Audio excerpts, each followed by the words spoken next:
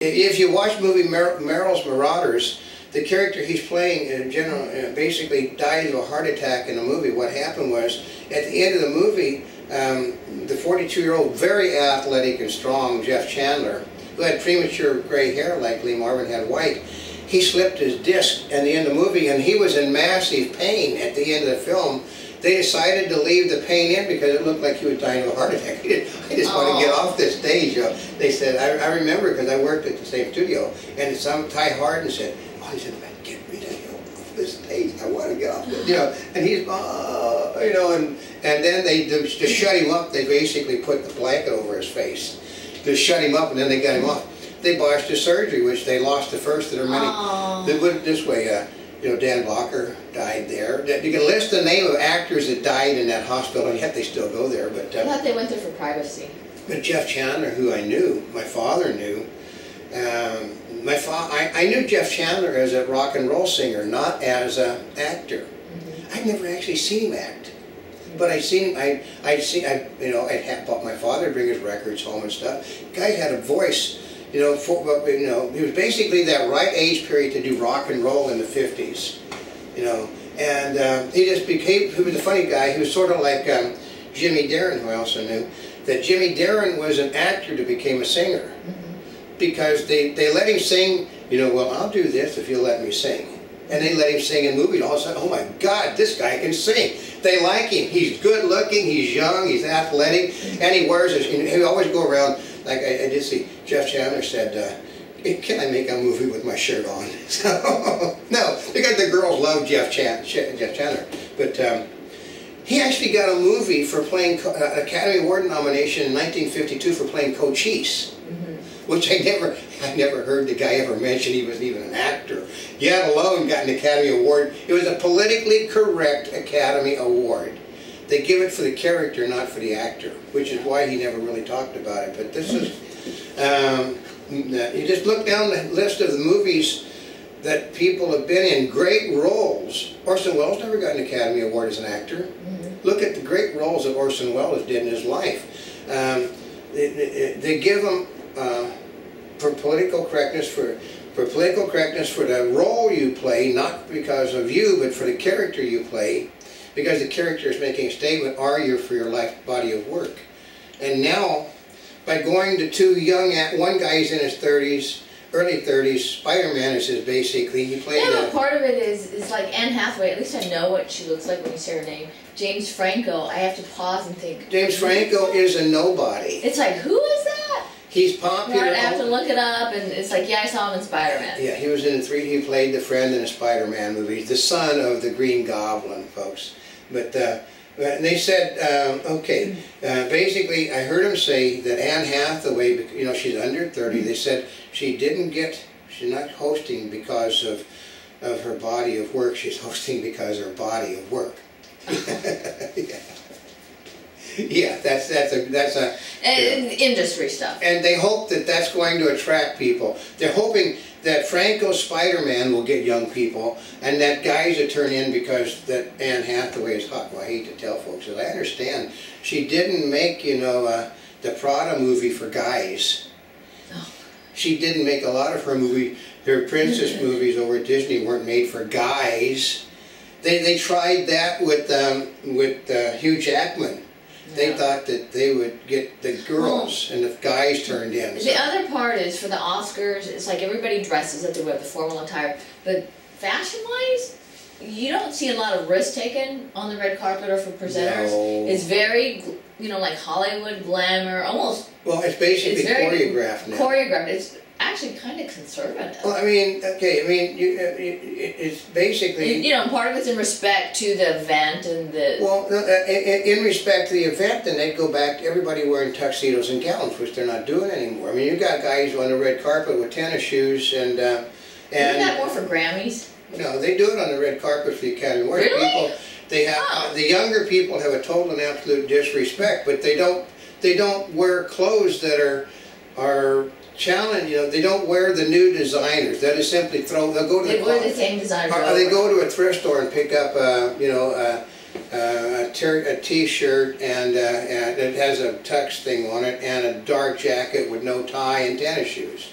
That's totally disrespectful. I'm from the era, I can guarantee, I was like this tall and put on a tux, I put on tails on to go with my grandmother to my first Academy Awards. And I always remember the fact, oh, he's so cute. You know, when you're a little boy, you don't want to have, you don't want to hear, Clark, oh, your grandson, he is so cute. That's my Clark Gable, he's so cute. That, you don't want to hear from Clark Gable, you're so cute. Yeah. Well, you were little. I know. And you were so cute. I know, but I still didn't want to hear from, What would you expect them to say when you're like this little toddler? Oh, you're so handsome. Yeah. They'd be called cute at that age. I know, but you don't want to hear you're cute. Did they give you a hat too, and then? I had the little hat under my arm and a little cane, and my grandmother basically, I'm holding on with a finger. That's why you were so cute. I know, they thought I was, like a little poster boy for the Academy Awards, but we're talking, I'm this tall wearing a top hat and tails. Yeah, and, see, that's cute. And we're going back into you don't have to go back to into the 60s, you go into the 60s, and they were still wearing, they treated it with respect, and then all of a sudden you started seeing the Western tuxedos coming in, and the other tuxedos, and guys coming without ties on, and the James Deans, the Marlon Brandos, when they go to those functions, they treated them with respect. Those people didn't treat the things with disrespect when they went. Do you think part of it is because there's more political correctness? Yeah. That it shows up in the dress? Yep, because they're trying to make a statement. They're trying to make a statement with the way they dress, not with the designers they choose. Because you can make, okay, it's just like the Chinese, when Crouching Tiger, Hidden Tiger, whatever the snake dragon was made, the Chinese women all showed up. They said the Chinese leg contingent is here today because they all were basically in gorgeous gowns making a statement that, God, look at the legs on us. These are all athletes. These are women and stuff. They're in these movies. Athletes, they can kick ass, and they're all showing leg like you could not believe. And they're basically, my God, because she actually showed that much leg. It set down.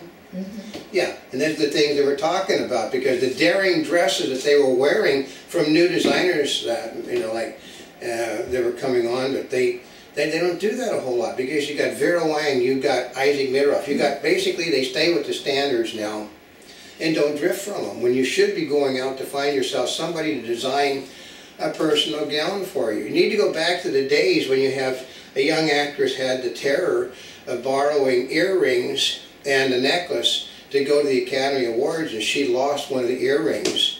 And in the middle of the room, of where she got the earrings from, she took her clothes off to her underwear, and what are you doing? My husband says, we don't have the money. If I got to get naked to find that earring, I'm going to get naked. So when she basically was in the top of her bra, she basically fished the earring out, but she would, that's when things were being done different. Today, like I said, you probably go over to a wardrobe thing, and they have the wardrobe for you to pick out instead of just wearing your own stuff anymore. Well, and it wasn't that long ago that she had Mr. Blackwell over at one of the events commenting about her Asian dress that she was wearing. I was really surprised, because I was on the line and he came up to me and he said, "Hi, thank you very much," and he's sitting there looking the entire time at my dress. Yeah. Looking at the material and all this stuff, because she was extremely well dressed for the occasion. This was basically a piece of royalty. It was a royal gown from the Chinese. If one of the dynasties she had on, and it looked like, the hair was properly done, the heels, the wrap. I mean, she had a feathered, God, awful expensive feathered wrap to go with it. I know. Yeah, so which was not politically correct, but it was politically correct because they didn't kill the birds to get the feathers. They did that, but that was that was a fashion statement that was done in a proper manner. So, but that's not done today. I mean, like I said, the sign to me, the going to Hathaway and Franco is a sign that they have totally given up on trying to get a viewing audience for the show. You think so? Yeah. Because, you know, before they did Hugh Jackman, Neil Patrick Harris, That people. Jon Stewart. Okay, there is, as I understand from the statistics, there are 7 million gay people in the United States. That isn't enough to carry the show. They're not going to watch. I hate to tell people, but you can't even tell the majority of the gay people are gay. They're like everybody else, the same as a porn star, which is not making any update. You cannot tell that a porn star is a porn star when they go out to McDonald's or if they go to the grocery store. No, actually, you know how you can tell? I'll tell you. You know how you can usually tell from the guys if they're gay? They're too good looking. Well, yeah. They're too polished. Well, the same way with a porn star. She's usually way too polished. Like, everything's perfectly good. Yeah, but other than that, they're still like everybody else. Yeah, other than that. They don't watch gay movies. They go to a movie, I mean, you'll say, you know, they'll go to see, you know, God, Sigourney Weaver is kicking butt in that Alien movie. You know, the guys will talk about how attractive the women is. The women will talk about how attractive the gays are. Well, actually, how athletic they are. Gay guys talk about how attractive both men and women are. Yeah. Right? A lot of gay guys do, and some of them will only talk about the guys. But a lot of them talk about both men and women. Yeah, but they go. Because they do make really good girlfriends. But they will go to the same movies as anybody else. They go. They buy the same food. It's basically, you don't have a built-in audience for the gay people. You don't have a built-in audience for the anti-American because they don't watch television. I don't know how many times you got to tell the people over at the Academy Awards and the other award shows. During red carpet season. Well, the audience that you're looking for doesn't watch over-the-air television. But see, part of it is they're making an effort, as you can tell, they're making an effort by including them. Right? Because they're trying to expand the audience. Otherwise, they would just say, okay, it's an industry event and we'll just go to cable. Yeah. You know, because they're trying to increase it. But it's just, they're basically, everything under the sun is on cable now. I think the Tony Awards is...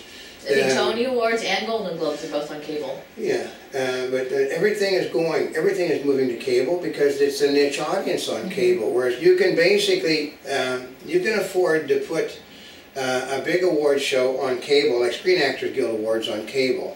And you can afford to do it there because you're hitting, okay, so they have 3.5 million viewers. Those are 3.5 million viewers for the audience that you're advertising for. The Academy Awards they're going to have commercials for people my age that aren't going to watch the show. Because a great percentage, okay, virtually all of the local commercials will be for people my age.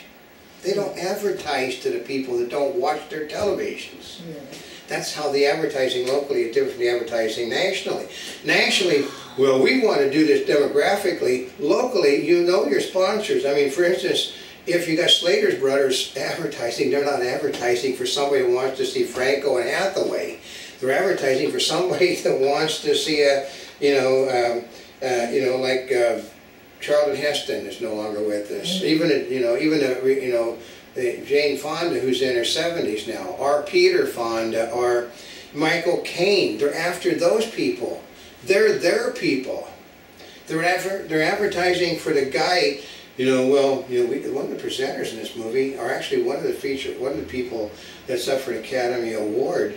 Basically he's got that Q quotient that everybody loves, like James Garner. James Garner was on the show. You'd have some older people watching just for him only.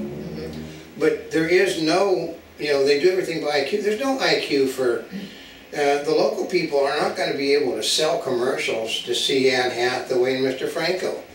It's not that they're not good performers, because in 30 years they'll probably be up there with the Crawfords and all Wayne people. Part of it is there's actors that have an audience that you will specifically go see. Yeah. There's other ones, if something's on and they're in it, you might tune in. Yeah. Right?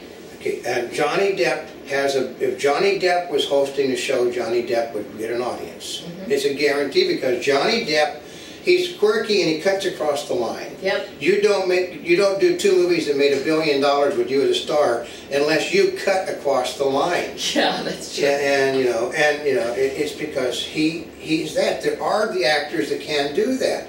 And I'm certain that you could get somebody like a Johnny Depp to do it. That would be really cool. I would tune in just to see what Johnny Depp would do. Because he would do it his way. Yep. And that's what they're scared of. Well, which is, you got to give them the flexibility. Like, Didn't Robin Williams host it before? Yeah, and basically he was too flexible. Well, That's you know, what scares that's them. what, but that's what people tune in to see Robin Williams okay, for. what it is that they're afraid.